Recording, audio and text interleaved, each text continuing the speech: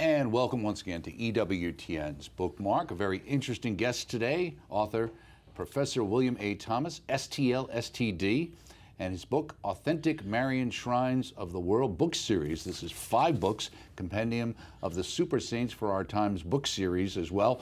And it's available through the marianinstitute.org, marianinstitute.org directly, okay, to check that out. Oh, it's a pleasure to meet you. Thank you so much.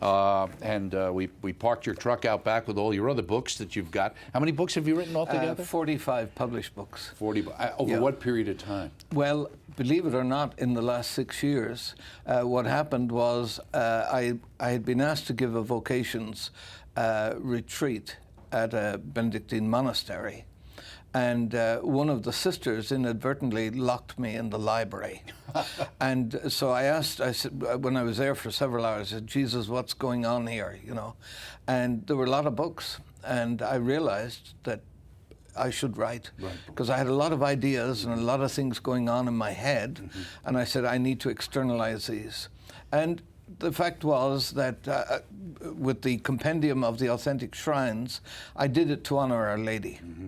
And I realized, and you know, let's say what Carlo Acutis had done in writing a classification of where some of the Eucharistic miracles were, I asked the question, is there a classification of Marian shrines around the world? And I asked our own Pontifical Marian Academy. Well, up to now, no. This is the definitive reference book. Okay.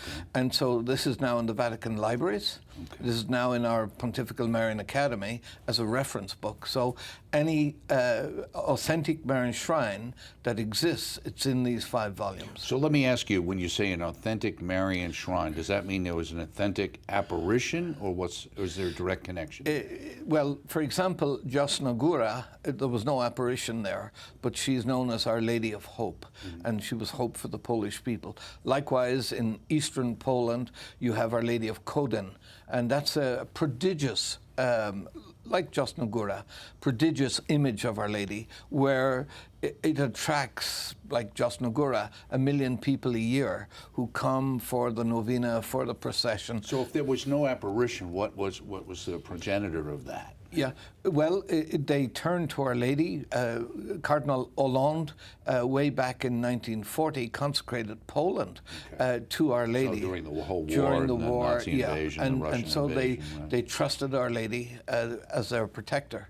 And that devotion, that Marian devotion, that popular piety, has continued in many of those Marian shrines where there haven't been apparitions. Now, the authentic apparitions we know, just off the top of my head, Fatima, Lourdes, Rue du Bac, La Salette, Gichwald in Poland, Borang-Banot, yes, in Belgium, Guadalupe, and then of course here in the United States we have Our Lady of Champion, again Our Lady of Hope, where the call, the message is one to catechize, teach the children, you know, and so in that regard it's. Have you seen, based on the on going over this over the years, that Our Lady's message in a particular area was focused on a particular time period related to those people, or was it more general to the world?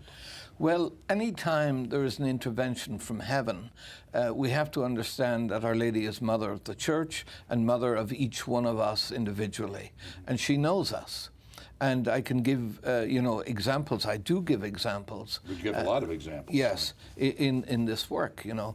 So it's important that if we're looking for an authentic Marian devotion as opposed to a false Marian devotion, I think that this sort of work is for you. Well, you say in the beginning, the Most Blessed Virgin Mary is the Mother of the Church, and therefore every Catholic diocese in the world should have a designated Marian shrine where devotion to Our Lady will draw down great graces from heaven. Yes. So what percentage of dioceses actually have Marian shrines? Very few. Very few, which is very sad.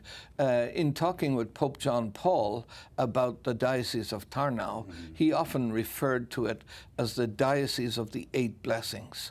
And the reason, Tarnow is a suffragan diocese of the Metropolitan Archdiocese of Krakow. Okay.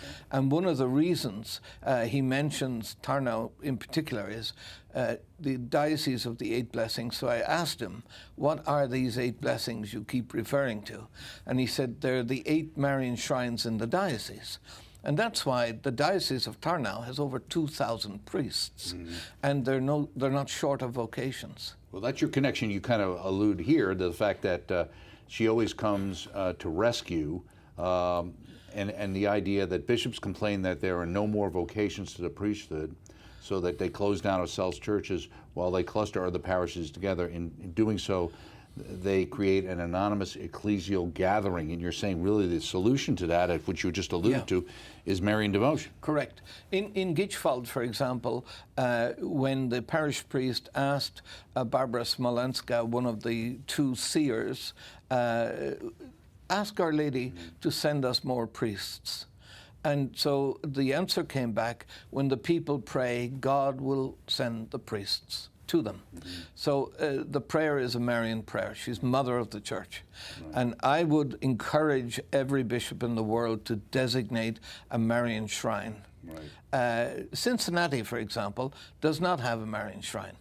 I know many dioceses in Ireland don't have a Marian shrine. And for this Jubilee year, for example, I wrote to the bishop and said, please designate a Marian shrine in the diocese. You have to build one necessarily. Yeah, just designate a church that has an image of Our Lady, a sacred image of Our Lady, but they wouldn't do it. Right. So. Why do you think that is? Well, I think that they're lacking in an understanding of the role of Mary as mother of the church, Mater Ecclesiae. They lack an understanding of the Marian theology, that devotional life, that popular piety associated with Mary. And when they don't lead people in that type of devotion, people go slightly askew. And they go off to places they should not go to. And that's the problem that we have. Lady of the Roses and Queens or some other situation. Correct. They're listening to some particular quote-unquote visionary. Yes. That's one of the big problems we're facing today in the church. People are kind of self-catechizing based on false prophecies of doom and gloom, of some catalytic or catastrophic apocalyptical event that's going to happen. That doesn't honor Our Lady in any way. Especially when when whatever is being prophesied doesn't come true. Exactly. And it just takes away from it. And it also marginalizes the real Marian devotion. It does. It does. Yes.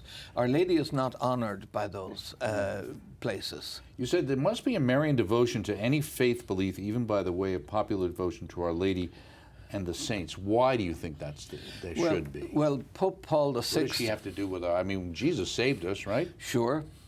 But there is an inseparability between Jesus and his mother. She was there at the fiat, right at the beginning, fiat voluntas tua, thy will be done unto me. She's the predestined one from Genesis 3:12. We know that right through, there's a typology, she's expecting, and then she becomes the incarnate mother, the mother who gives enfleshment to God. She's there at his birth, she's there throughout his public ministry, she's there at the foot of the cross. Why separate her now? Right. Really the first disciple, The first disciple, you know, she is really the par excellence of what we are called. For a church that's get accused of not raising up women. Yeah. and you know, she is the most wonderful mother. She intervenes throughout the course of history. As we see in this work, when there is a plague or a catastrophe or something like that, she is there. Right. What's interesting, too, you talk about not only in a sense of fostering vocations to priesthood, but you talk about everything, the grace that relates to what we need for the new evangelization and vocations, not only to the religious life, but also to married and single life, because we are seeing a big negative impact on married life, too, right? Well, there are only 4 vocations that the Church recognizes canonically. The married life is the perennial vocation, and from the married life come all vocations. The second one is the vocation to the singular life, the vocation to the religious life, and the vocation to the sacerdotal priesthood. Now, it's important to understand that we need to study what marriage is. but more importantly, what marriage is not. It's not a utilitarian type of coming together. It's not about a man loves a woman or the woman loves a man. It's about love between the two, not two loves. Love between the two. So that person then doesn't use the other person for utilitarian purposes, you know. There's a sad and a lack of understanding of what true marriage is. And I think the church should now focus on teaching a proper course on marriage. Right, it's not a contract 50-50, it's 100-100, so to speak, as they would say. So, I mean, even in this particular book, what I'm looking at here, this is volume 3, which features 118 through 218. So if there's 5 books altogether, how many do you have chronicled altogether? I have over 500 major Marian shrines in total. The most preeminent one would be Fatima, simply because Fatima is proven to be authentic. It's worthy of belief.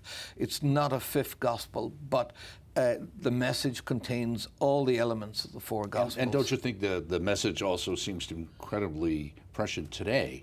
Yeah. I mean, the attack on the family, as Our Lady talked about, right? Sure. The first appeal of Fatima is the call to believe in God. And why? Because of the influence, the cultural revolution of the Soviets, of the Bolsheviks, was atheism. What was going on in Portugal at the time, right? Yeah, it was atheism. And atheism has spread through the university system. So you can send a lovely young person to university, good Catholic, and they'll come out as a hippie, as an atheist, as a rebellious sort of person. And this leads on to the 3 major rebellions going on in the world today.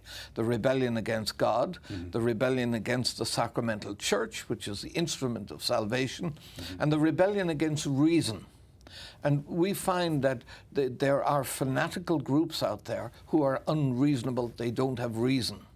Well, we live in a world where feelings trump everything, right? That's correct, yeah. And that's the sad reality, because we can't be an emotional church. We have to be a teaching church. And we have to teach people. This is all about whether we go to heaven or not. This is about, you know, being called to the heights of holiness, being called to be saints of God. We're not saints after we die. We're saints while we live. And we have to live lives of heroic virtue, lives of holiness, where our focus is on Christ, not on doom and gloom. Not on the false prophets, not on the false mystics, but on Christ himself. And through the sacraments, we struggle day by day. Well, do you think part of the problem we're dealing with today is that, as we sometimes say, there either isn't a hell, or if there is one, no one goes there? And kind of the same. So if there is a heaven, everybody's going there kind of anyway. We're all going to get a curve. They're going to curve the test, and we're all going to get in there. So some part of it becomes, why are you bothering me? Yeah. Well, you know, this is where definitive teaching, dogmatic teaching, comes to the fore. And the Council of Trent, and every council since, has really emphasized the fact that heaven exists. Our Lady, even in Fatima, confirms it. She is from heaven. They ask, where is Amelia de Jesus? She is in purgatory. And then they have a vision of hell, where the souls of the damned go. So these are confirmed dogmas in this apparition at Fatima, for example. You would certainly think so. And I always remember hearing that she was going to be in purgatory to the end of time. People would thought, oh my Lord, if that's where she's going to be, where am I going to end up? Well, that's a mistranslation, because I went back to the original documents there. It said Amelia de Jesus would be in purgatory. What I was looking for in the Portuguese was até o fim do mundo, until the end of the world. That's the 1937 memoir of Lucia. But it doesn't say até o fim do mundo. It says muito tempo, a long time. Now, so what we can do is we can say, how long is purgatory? Is there a time in purgatory? Of course there is. Now, how do we compute earthly time with purgatorial time? Well, there is a mystic, Mother Speranza from Colla north of Rome, and she was in dialogue with our Lord, and she asked the question, how long is a year in purgatory? How do we equate? And he answered that 1 earthly year is the equivalent of 82 years in purgatory. Okay. So that's the time. And part of the purgation will be to learn something of God. Right. So if we're theologians today, it would be better to start now that we know something of God, because he has given us that capacity to be Homo sapiens, that wise man capable of knowing and loving him. That's what's important, that we have the capacity to know and to love God. Like what Our Lady said, I find this the most remarkable statement coming from Our Lady in Fatima. Up to then, let's say, there was an element of obscurity. Who is this woman? Even on the cross, he said, "Woman, behold your son," and so on. But in Fatima, he says, or she says, God wishes to make me known and loved. Now, there's two elements at play here. To be known is the intellectual capacity, who is Mary, the mother of Jesus, and love, the devotional side. And then if we do get to know her, and there are many great books out there, St. John of Eudes, for example, one of my mentors, and Father Mitch Pacwa's book on Mary is an excellent book. These will lead us to a true, authentic devotion. St. Louis de Montfort, it would be a mortal sin if I didn't mention him. And he writes the book True Devotion to Mary.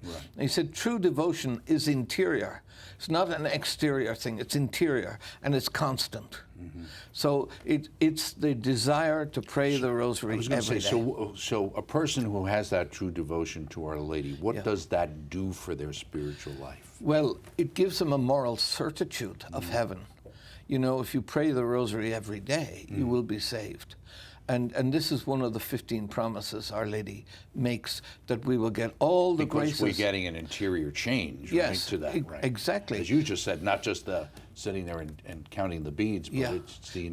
Sure. It's recounting the life of Jesus, Jesus and his mother.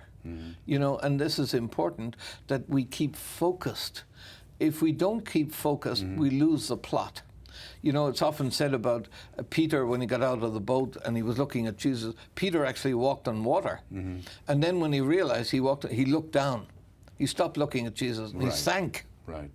See, this is what happens to us. We will sink if we lose the focus of Jesus. Do you think that's been a big problem we've had? Yeah. We're distracted by intrusions. We allow the intrusions in our life that are not necessary. We can block them out and say, I'm not interested in doom and gloom anymore. I'm not interested in the false mystics or the false prophets. I'm interested in Scripture. I'm interested in learning the truth of the matter. I'm interested in authentic Marian devotion. Therefore, I'm going to go on pilgrimage to these authentic shrines. Right. Now, you talked about Fatima and the importance of that, but yet you're wearing actually a medallion there that relates to Lourdes and your position there. Have you ever run into people who seem to want to compete between apparition sites? No. I think that when I came across people anywhere, they were all devoted to Our Lady. Okay. But there was a different message. Our Lady is professor at Fatima. She is of the School of Mary. She teaches us a pathway under her gaze. She promises that her Immaculate Heart will be our refuge and the way that will lead us to God. It's very important that we grasp that, you know. Likewise in Lourdes, she says, tell the people to come here. Tell them to wash at the fountain. Tell them to walk in procession. The walking in procession, for example, is the public expression of the faith. Okay. In other words, faith isn't something private. It's something that we take out into the world with us, you know. And I'll give you an example. I went to a remote hotel in County Cork, and I ordered lunch. And lunch came, and then I made the sign of the cross, and I said the grace before meals. The manager of the hotel was looking at me, and she came over and she said that was one of the most wonderful things she had seen in a very long time. Right. She grew up as a Catholic and lapsed. But just that outward expression was sufficient for her to register the need to pray. Right.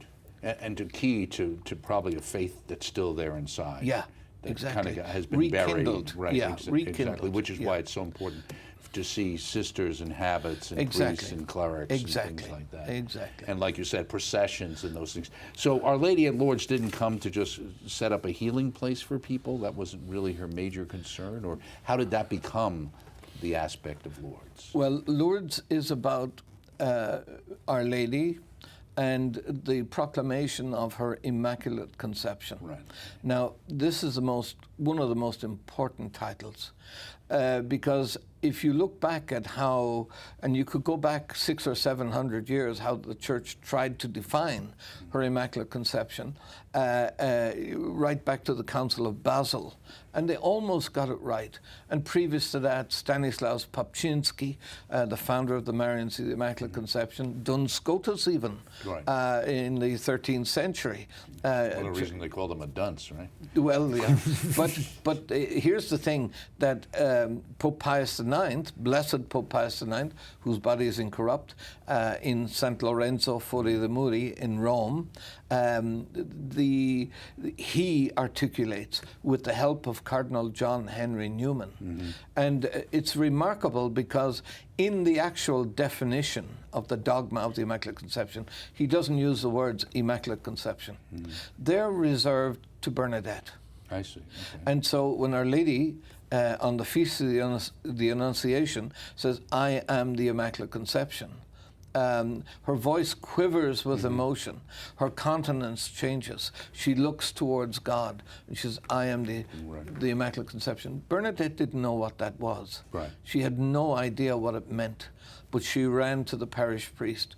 And this leads us to something authentic, that any Marian apparition is reserved to the Church. I think false visionaries think because it's so-called private revelation, it's to them. Right. Any revelation from heaven belongs by right to the Catholic Church and should be reported to the Catholic Church for assessment. It's not for an individual to go on television or to go on a blog site and say, Our Lady is appearing to me and this is what she says, and they make a fortune out of it. On the YouTube channel or something, or their experience, their near-death experience, or what happened with those things. And obviously it's a lot easier for people to get these things. Sure. And the fact is people are hungry, right, as you were indicating, because in some ways, because of somewhat, whether we like it or not, downplaying in the sense of the Eucharistic adoration and Our Lady and some of the other devotionals, people need those things. So if the Church isn't promoting that, then they go and look someplace else, as you said. Correct. It can't be a DIY church where you do it yourself. It has to be an organized, even if the laity have to do it. But the bishop should be solicitous in identifying, because as you say, there is a spiritual famine out there. People are longing to know. And yet, when somebody volunteers to teach, they're rejected, they're rebuked, and say, no, we won't have any of that here. Well, this is wrong, clearly wrong. Right. Let me ask you, of all the ones that you've looked into, what would you say the Marian apparition, besides, let's say, Fatima or Lourdes, that maybe people know the least of, that you think actually would have the most impact on people's lives if they knew about it? Well, of course, that's a very hard question to answer. Guadalupe, of course, is ongoing, and we know the detail of that. But there are many very simple apparitions. I'll give you two, if I may. On Stromboli Island, which is a volcanic island, in the Aeolian Island series north of Sicily, the new Archbishop of Palermo, wanted to do an audit of how many churches and religious houses and hermitages do I have in my archdiocese. And they discovered there was a hermitage on Stromboli. And he sent some men out to clean it and prepare it and to see what could be done with it. And eventually, these men working away heard a little bell ringing. And they said, do you hear this? And they said, yes. So it rang all the time. and they couldn't figure out where the sound was coming from. So they reported back to the bishop, and the bishop himself came out and he heard it. And he said, "This is amazing. Where is this bell coming from?" And so they got some acoustic people from the University of Palermo, and they identified a particular wall in the Hermitage, and they opened it up. And there was an image of Our Lady holding a bell. Oh, wow. Okay. It's a painting, and it goes back to the 5th century. And so now it's a Marian Shrine on the island, you know. Then you have the famous shrine, if you want, in Brittany of Le Folgoat. I think it's in one of those volumes, Le Folgoat. A woodsman had 2 sons. One of them was mute. In other words, he couldn't hear or speak. And the woodsmen, in those days, they made charcoal, they chopped trees, logs. There was no electricity. Eventually, he got tired when his kids grew up as teenagers and so on. So he decided to fold the business, and the other son went off, left the mute to do the work. And eventually, the mute boy worked very hard, and one day he died. This is a short version of the story. And some years later, the Duke of Rono and his wife, along with the abbot of Landavennec, were passing through with a group of soldiers, and they stopped to rest in the woods. And the Duchess discovered this beautiful flower. And I'd forgotten to mention, the only 2 words the mute could utter were Ave Maria. And she found this beautiful flower, and there was a beautiful scent from it. And she looked inside and she saw the petals had come together to form Ave Maria. Oh, wow. So she said, "I'd like to take this flower home." So one of the soldiers went to cut it. And she said, "No, don't cut it, take it at the bulb." And they dug down and they found the incorrupt body of the mute Le Brenon, and the bulb was in his mouth. It was coming up. So it was beautiful. Well, we are just out of time. I mean, you could go on and on as you have in these wonderful volumes. So I'll come back next year. Thank you so much. I'll come back great next year. to have you. And you're going to be on Jeanette Bankovic's show, Jeanette Williams' show, so people can check that out. Professor William A. Thomas, STL, STD, author of Authentic Marian Shrines of the World, book series compendium of the Super Saints for Our Times book series. It's so voluminous. We don't even offer it religious catalog. You got to go to the marianinstitute.org to check it out. This is an amazing series of books. Check it out, and check us out next time right here on EWTN's Bookmark. Thank you so much. We'll see you next time.